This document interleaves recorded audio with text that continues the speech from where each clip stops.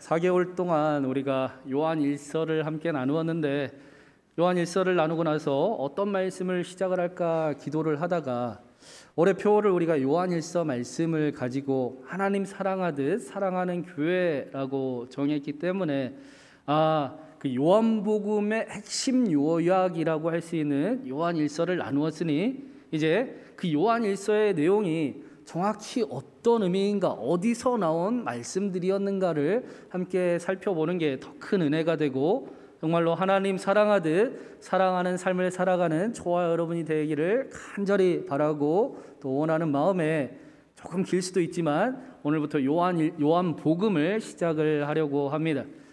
사람들에게 성경에서 딱 한 권의 책만 가지고 갈 수 있다면 당신은 어떤 성경을 가지고 가겠습니까? 라고 물으면 가장 많은 대답이 로마서와 요한복음이 대답을 하게 됩니다. 그만큼 요한복음에도 로마서와 마찬가지로 복음의 종수가 담겨 있기 때문입니다. 혹은 어떤 분들은 제가 신광교회에 오고 나서 작년부터 에베소서를 끝내고 갈라디아서를 끝내고 요한일서를 끝냈습니다. 그리고 날마다 아멘을 통해서 우리가 마가복음을 끝내고 사도행전을 끝내고 지금 로마서를 이제 시작을 하고 있어요. 그런데 또 이제 주일 예배 때 요한복음을 시작을 한다고 하니까 우리 목사님은 신약밖에 모르나 보다라고 생각하시는 분이 있을 수도 있을 것 같습니다. 그런데 참고로 저는 구약을 가지고 지금 신학 박사를 공부하는 중에 있습니다. 설교가 쉽진 않지만, 설교를 쉽다라고 이야기할 수 없지만 저에게 만약 구약과 신약을 어느 것을 선택해서 설교하라 한다면 저는 훨씬 구약이 더 준비되어 있고 가까운 사람이라는 것입니다.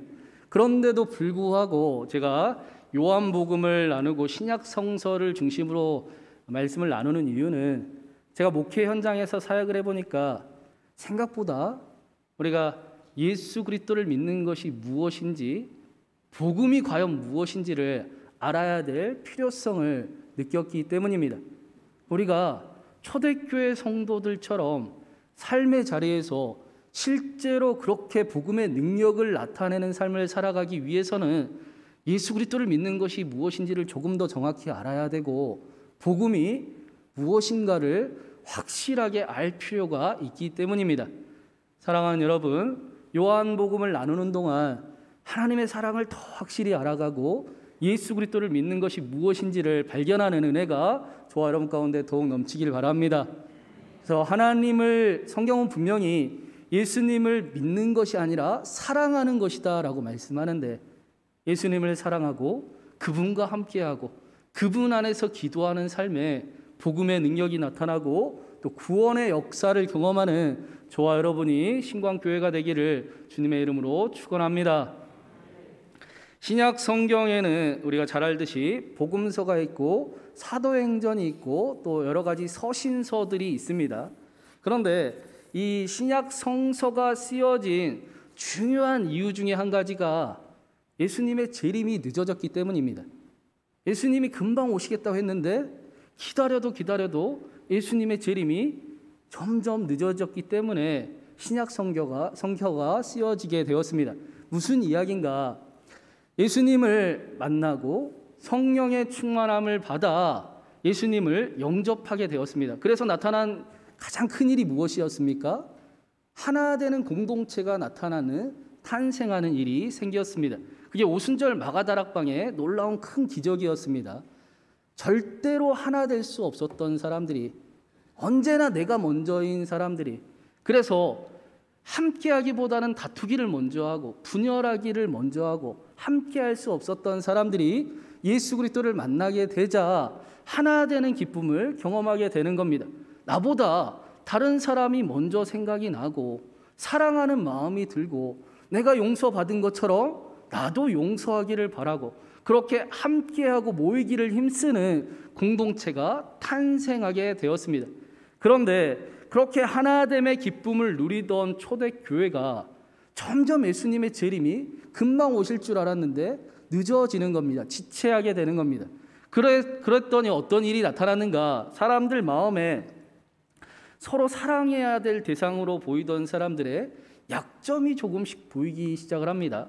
단점이 느껴지는 거예요. 내가 모든 것을 아끼지 않고 다 나누고 내 것을 다 교회에다가 드렸는데 이제는 조금씩 내 것들이 생각이 나기 시작을 합니다. 왜 나는 매일 주기만 하고 섬겨야 되고 저 사람은 받기만 해야 되는가라는 생각이 꿈틀꿈틀 일어나기 시작을 했습니다. 그래서 초대교회에 나타난 그 문제들을 보고 위대한 사도라고 말하는 사도 바울이 초대교회에 편지를 쓰기 시작을 했습니다. 그게 바울서신입니다. 데살로니가 전서가 가장 먼저 쓰여진 서신서인데 거기에 보면 예수님의 재림의 이야기가 담겨 있습니다. 그리고 하나님과 함께했던 그 예수님과의 경험을 가지고 있던 증인들, 목격자들, 예수님과 함께했던 제자들이 점점 순교를 당하고 자신들의 삶에서 사라지게 되는 겁니다. 그러자 교회가 예수님이 해주신 말씀들, 예수님과 함께했던 그 이야기들을 함께 좀 모아서 우리가 기록으로 남겨놔야 되겠구나 하고 쓰여진 것이 복음서입니다. 그래서 마가복음이 가장 먼저 쓰여졌는데 마가복음은 마가가 베드로의 사랑하는 아들이라 불리는 사람이었어요. 사랑하는 동역자다. 마가는 베드로의 그 통역을 행하던 베드로와 정말 함께하던 사람이었습니다. 그가 베드로가 순교하게 되자 복음서를 써야 될 필요성을 느껴서 쓴 복음서가 마가복음입니다. 가장 먼저 쓰여진 겁니다. 그리고는 이제 초대교회 성도들이 초대교회는 웬만하면 마가복음을 다 알고 있었겠지 않습니까? 그런데 마태 공동체에서 예수님과 마가복음과는 다른 그런 함께했던 기억들이 그들만의 기억들이 있는 겁니다. 그래서 그 기억을 합쳐서 쓴 책이 마태복음이고 누가만의 이야기를 쓴 그 기억들을 보탠 책이 누가복음이라고 합니다. 그래서 우리가 마가복음, 누가복음, 마태복음을 읽으면 어떻습니까? 굉장히 비슷한 이야기들이 함께 담겨 있습니다. 거의 마가복음의 내용은 마태복음, 누가복음에 그대로 실려 있을 정도입니다. 같은 관점을 가지고 쓰여졌다 해서 이 세 복음서를 공감복음이라고 하고, 공감복음에는 어떤 이야기가 담겨 있는가? 예수님의 그 하신 말씀들, 예수님의 그 사역들, 공생애를 통해 예수님께서 하나님의 아들이시구나라는 것을 이야기하고 있는 겁니다. 그런데 요한복음은 좀 달라요. 사도 요한은 초대교회의 신학자라고 불렸습니다. 사도 요한은 요한복음에 이 세 공감복음을 마치 해석하듯이, 그래 예수가 하나님의 아들이신데, 예수님께서 그리스도이신데 여러분은 그렇다면 예수님을 믿을 겁니까? 안 믿을 겁니까? 라고 계속 질문하는 책이 요한복음이라고 할 수 있습니다. 그래서 공감복음은 어떻습니까? 예수님에 대한 족보가 계속 등장을 하지요. 마태복음에 봐도 아브라함부터 다윗의 자손까지 계속 족보가 나오고, 누가복음에도 거꾸로 올라가면서 아담까지 올라가는데, 요한복음은 어떻습니까?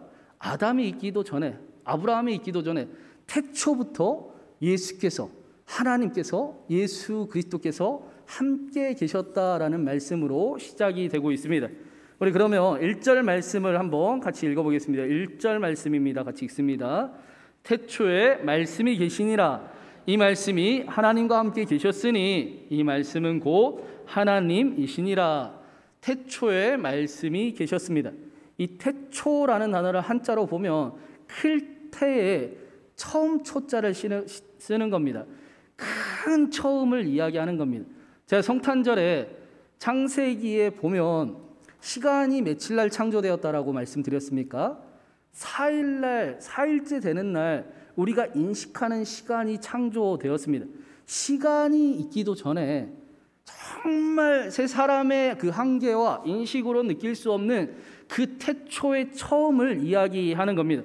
그 태초에 말씀이 계셨다. 그 말씀이 우리가 잘 아는 로고스라고 하는데, 우리가 로고스 하면, 이 말씀하면 예수님 하고 바로 생각이 나지 않습니까? 그런데 이 로고스라는 단어는 원래 그리스 헬라 철학에서 나온 말이었습니다. 요한복음 자체가 그리스, 로마, 헬라 문화권에 있는 사람들을 향해서 쓰여진 책이기 때문에 그 당시에 이 요한복음을 읽는 사람들은 로고스라고 읽는 사람들은 이 로고스 하고 쉽게 알아볼 수 있었다라는 말입니다. 헬라 철학에서 이 로고스는 어떤 존재인가? 우주의 모든 원리, 모든 이치, 모든 것을 주관하는 이치, 질서를 이루는 원리라고 이야기를 합니다. 로고스를 통해서 신을 알게 되고 또 신의 응답을 얻게 되는 것입니다. 그래서 플라톤이 이런 말을 했어요. 어느 날 신으로부터 로고스가 우리를 찾아올 것이다. 헬라 문화권에 있었던 이 요한복음을 읽는 사람들은 이 로고스 하면 신과 인간의 그 사이를 중재해주는 어떤 신적인 존재, 신과 같은 분, 그 분이 누구인지는 정확히 모르지만 그러나 그 로고스라고 알고 있었던 것입니다. 그래서 사도행전 17장에 보면 사도 바울이 아테네에서 전도할 때에 알지 못하는 신이라고 적혀있는 신상을 숭배하는 이들을 보고 바울이 너희는 알지도 못하는 신을 섬기고 있구나라고 말하는 장면이 나오기도 합니다. 그런 헬라 문화 속에 살아가는 이들을 향해 사도 요한이 여러분이 로고스 하면서 로고스를 찾고 로고스를 바라고 있는데 내가 그 로고스가 누구인지 어떤 분인지 정확히 알려주겠습니다. 그 로고스가 바로 나사렛 예수 그리스도이십니다 라고 설명해 주고 있는 책이 요한복음인 것입니다. 그런데 많은 사람들이 성경을 잘못 오해하는 경우가 있습니다. 기독교를 마치 하나님을, 예수님을 무조건 믿어야 합니다. 그러려면 말씀을 잘 읽고 알아야 됩니다 라고 이야기하고 생각하는 분들이 가끔 오해하는 분들이 계셔요. 그런데 그러면 순서가 완전히 뒤바뀐 겁니다. 성경은 무조건 하나님을 믿으라라고 우리에게 말씀하지 않습니다. 성경은 이 세상에 신이라는 존재를 찾는 이들을 향해서 내 인생에 해답이 어디 있을까요? 나를 도와줄 존재가 필요한데 그 존재가 누구이실까요? 내 삶에 그 답은 어떻게 찾을 수 있을까요? 하고 그분을 찾는 사람들에게 그분이 누구인지 아십니까? 그분이 바로 여기 있습니다. 그분이 바로 예수 그리스도이십니다 라고 알려주는 책이 성경책인 것입니다. 그렇기 때문에 성경을 보면 볼수록 예수님이 길이요 진리요 생명이시구나라고 고백할 수 있게 되는 것입니다. 이게 바뀌면 안 되는 거예요. 그래서 예수님께서 성경을 보면서 진리가 여기 있네요. 그래 내 삶에 고민이 가득했는데 이게 여기에 정답이 있네요. 이렇게 살아가면 되겠네요. 이게 길이고 진리고 생명이네요 라고 고백하는 응답하는 사람들을 믿는 자라고 이야기하고 요한복음 1장 12절에 보니까 영접하는 자 그 이름을 믿는 사람들에게는 하나님의 자녀가 되는 권세를 주셨다라고 말씀합니다. 이는 혈통도 아니고 육정도 아니고 오직 하나님께로부터 난 자로다. 사랑하는 여러분, 요한복음을 나누면서 예수님을 더 알아가게 되시길 바랍니다. 무조건 예수님을 알아야 한다가 아니라 예수님이 이런 분이시네요 라는 것을 새롭게 깨닫는 은혜가 저와 여러분 가운데 가득하길 바랍니다. 그런데 사도 요한은 오늘 말씀에 이 로고스가 헬라 사람들이 인식하던 그런 존재, 그 정도의 존재가 아니라고 말씀을 하고 있습니다. 하나님과 인간 사이를 중재하는 분 정도가 아니다라고 말씀한다라는 겁니다. 1절 말씀에 이렇게 말씀했습니다. 태초에 말씀이 계셨고 이 말씀이 하나님과 함께 계셨으니 이 말씀이 바로 곧 하나님이시니라. 로고스가 태초부터 지금까지 존재하지 않은 적이 없었고 하나님과 함께하지 않은 적이 없었으며 하나님이 아닌 적이 없었다라는 것입니다. 로고스 예수님께서 하나님보다 밑에 있는 존재여서 우리를 도와 하나님께로 가게 하는 존재가 절대로 아니시고 그분은 태초부터 계시는 하나님이셨다라고 말씀하십니다. 많은 사람들이 성탄절 크리스마스를 예수님의 생일로 지키면서 예수님이 마치 2000년 전에 태어난 분이라고 오해들을 합니다. 그 정도로만 예수님을 믿고 살아가는 겁니다. 그런데 성경은 분명하게 우리에게 예수님께서 태초부터 계셨다라고 말씀하고 있습니다. 이 사실이 우리의 믿음에 굉장히 중요한 이유는 성탄의 날 태초부터 계시던 예수 그리스도께서 우리와 같은 몸으로 오셔서 여자의 태에 잉태하시고 여자의 몸에서 낳으시고 말구유에서 탄생하셨기 때문입니다. 이 사실을 요한은 말씀이 육신이 되어 오셨다라고 말씀하고 있어요. 헬라 당시 그 요한 당시의 헬라 문화권에서 이 육신, 육체, 육정이라는 단어는 가장 악한 것, 가장 천한 것을 의미하는 단어였습니다. 육신으로는 13절에 보십시오. 육신으로는 절대로 하나님의 자녀가 될 수 없다라고 말씀하고 있습니다. 그런데 하나님께서 왜 육신으로 이 땅에 오셨는가? 왜 그렇습니까? 하나님께서 육신으로 오셨다라는 것은 단순히 하나님이 우리를 위해 자신을 낮추셨다라는 정도의 의미가 아닙니다. 그것보다 훨씬 중요한 것은 하나님께서 이 땅에 오심으로 육신에 있는 저와 여러분을 하나님께로 올려주셨다. 육신으로 절대로 하나님의 자녀가 될 수 없는 저와 여러분을 하나님의 자녀로 만드시려고 이 땅에 오셨고 그 일을 이루셨고 저와 여러분을 하나님의 자녀 되게 해주셨다라는 것이 훨씬 더 중요한 사실이고 성경이 말씀하는 이야기인 것입니다. 하나님께서 하나님의 신비한 방법으로 하나님의 자녀들을 세우기 시작하셨습니다. 하나님께서는 예수 그리스도를 통해 하나님과 함께하는 그 사랑하는 자녀들을 통해 복음의 능력이 나타나게 하시고 병든 자가 치유되게 하시며 구원을 잃어버린 곳에 회복을 명하시고 또 소망을 다시 갖게 하는 상처 입은 자들을 치유하게 하는 그런 일들을 일으키기 시작을 하셨습니다. 하나님께서는 하나님의 사람들을 통해 그들의 가정을 변화시키시고 삶의 자리를 회복시키시고 교회를 세우셔서 하나님의 나라를 꿈꾸게 하셨습니다. 그 복된 시작이 예수 그리스도의 탄생과 함께 시작되었다라는 것입니다. 그래서 마가복음은 하나님의 아들 예수 그리스도의 복음의 시작이다라고 말씀하고 있습니다. 오늘 말씀의 사도 요한은 이 사실을 4절에 이렇게 말씀하고 있습니다. 우리 4절 말씀 같이 한번 읽어보겠습니다. 4절입니다. 그 안에 생명이 있었으니 이 생명은 사람들의 빛이라. 예수님 안에 생명이 말씀 안에 생명이 있다라고 말씀하고 있습니다. 이 생명이라는 헬라어 단어는 조에라는 단어였는데 더 정확한 뜻은 생명력이라는 뜻입니다. 살아있는 힘, 살아가게 하는 힘, 살아낼 수 있는 힘이 예수님 안에 있다라는 것입니다. 이 생명을 한자로 보면 어떻게 됩니까? 살생자에 명령할 명자이지 않습니까? 그래서 생명이라는 이 단어의 조금 더 정확한 의미는 살아라라는 명령입니다. 하나님께서 예수 그리스도를 통해 우리에게 무엇을 말씀하시는가? 반드시 살라고 명령하시는 것입니다. 예수님 안에 생명이 있다는 것입니다. 그것도 멋지고 복되게 영광스럽게 살아가라라고 명령하시는 것입니다. 우리는 이 세상에서 살아가는 동안 생각하지도 못하는 어려운 일들을 가끔 자주 만나기도 합니다.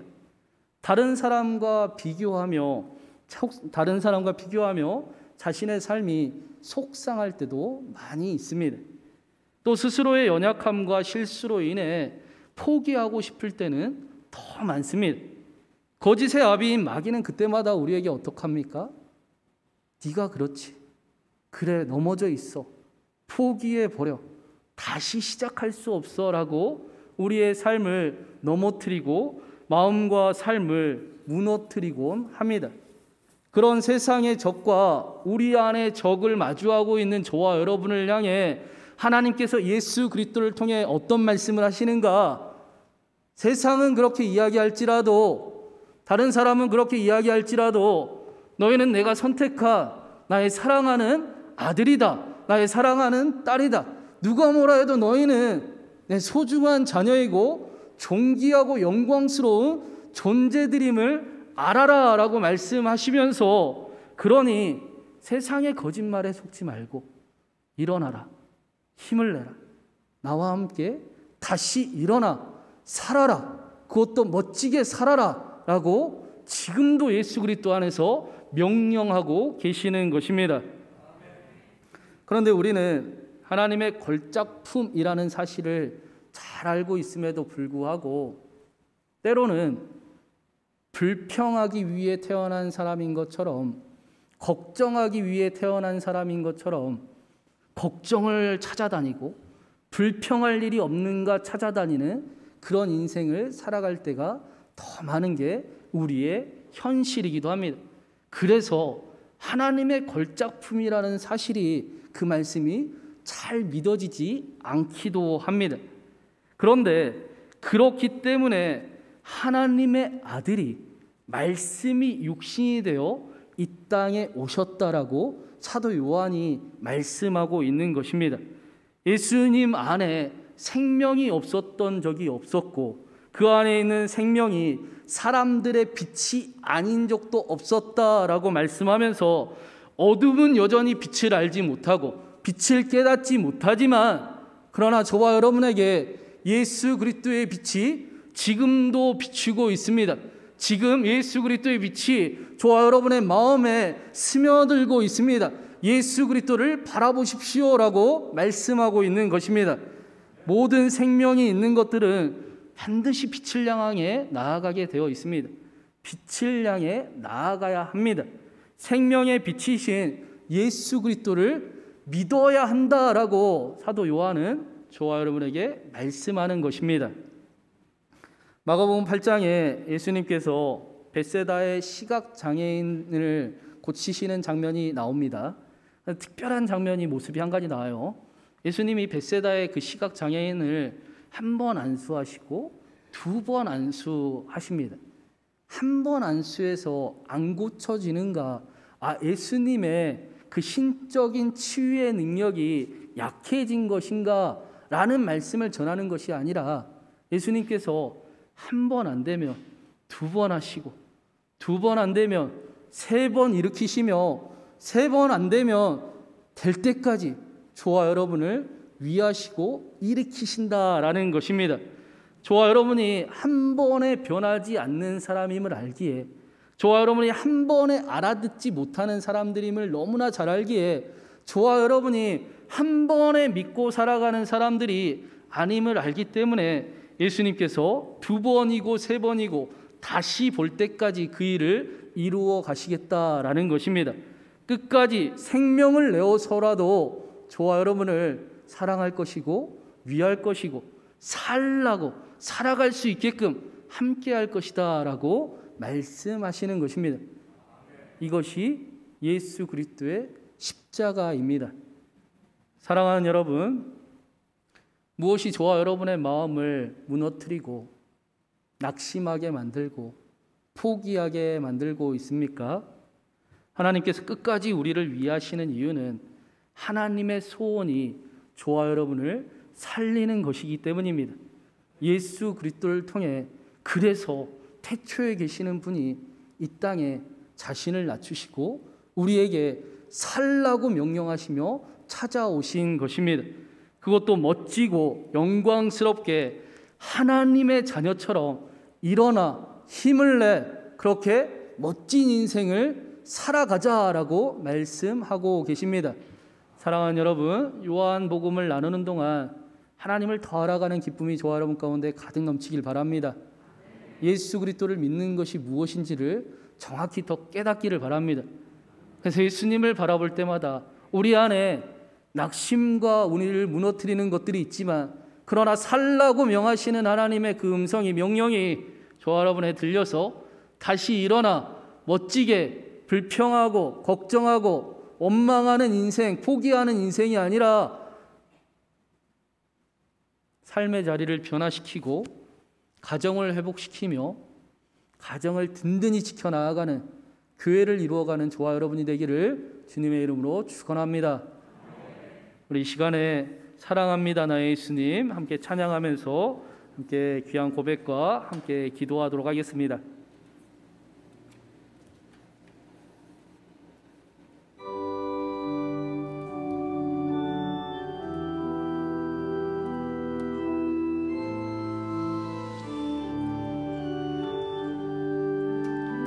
사랑합니다 나의 예수님, 사랑합니다 아주 많이요. 사랑합니다 나의 예수님, 사랑합니다 그것뿐이요. 사랑한다 아들아, 사랑한다 아들아, 내가 너를 잘 아노라. 사랑한다 내들아, 내게 축복도 하노라. 내게 축복도 하노라. 사랑합니다 나의 예수님, 사랑합니다 나의 예수님, 사랑합니다 아주 많이요.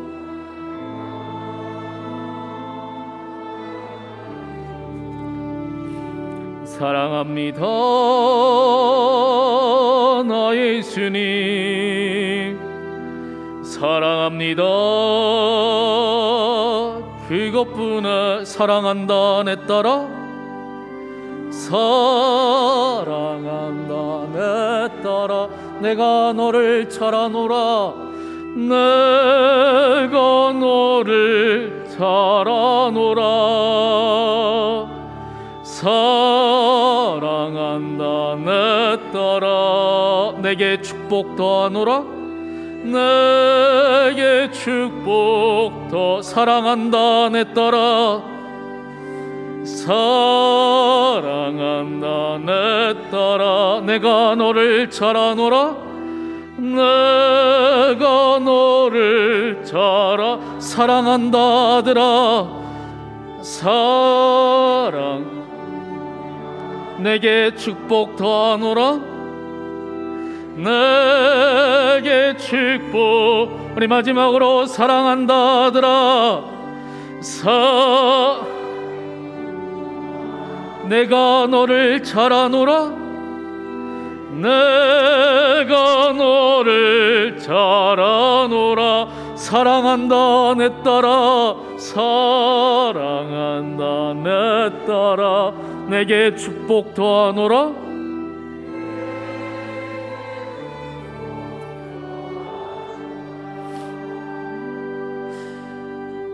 사랑하는 여러분, 우리 이 시간에 이렇게 한번 같이 기도하면 좋겠습니다. 무엇이 저와 여러분을 넘어뜨리고 마음을 무너지게 만들고 있습니까? 금전의 문제입니까? 건강의 문제입니까? 관계의 문제입니까? 죄의 문제입니까? 하나님께서 끝까지 우리를 위하시는 이유는 하나님의 소원이 저와 여러분을 살리기는 것이기 때문입니다. 말씀이 육신이 되어 가장 천한 모습으로 오신 이유는 저와 여러분에게 살라고 명령하시기를 원하시기 때문입니다. 사랑하는 여러분, 우리를 넘어뜨리고 우리를 속이는 그 일들 가운데 살라고 지금도 명령하시는 그리스도의 그 생명의 빛이 비추이고 있습니다. 하나님, 내가 말씀을 붙잡고 명령을 따라 내가 일어나겠습니다. 힘을 다시 내겠습니다. 주님이 나와 함께 하시기에 일어나 살아, 그것도 멋지고 영광스럽게 삶을 살아가며 우리의 가정과 우리의 교회와 우리의 삶의 자리를 회복시키고 지키는 삶을 살아가겠습니다. 이 시간 나와 함께하여 주시옵시고 하나님을 더 알게 하여 주시옵시고 하나님의 사랑 안에 복음의 능력이 나에게도 임하게 하여 주시옵소서. 우리 그렇게 다시 일어나길 소망하며 예수 그리스도의 살라는 명령을 받들기를 원하며 함께 기도하며 나가겠습니다. 기도합니다. 사랑과 은혜가 많으신 하나님 아버지, 우리의 삶 가운데 우리를 무너뜨리는 일들이 너무나 많음을 우리는 고백합니다.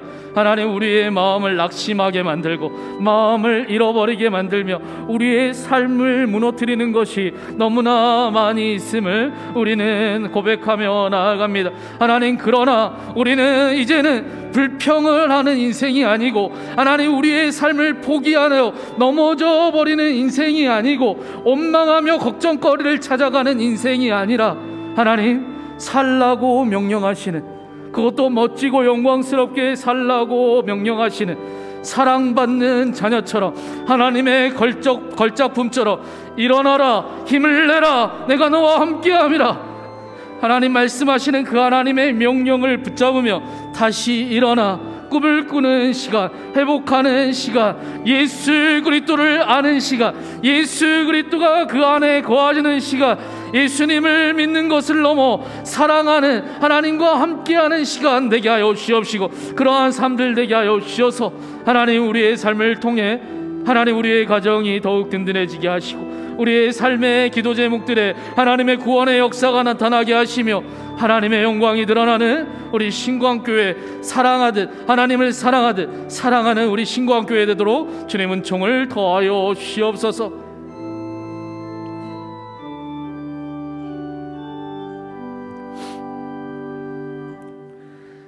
사랑하는 하나님, 우리는 원망하기 위해 원망을 찾아다니는 그런 사람들도 아니고, 걱정할 일 있나, 걱정할 일이 더 없나 찾아다니는 그런 인생도 아니며, 하나님의 그 멋지고 영광스러운 사랑받는 자녀들임을 함께 고백합니다.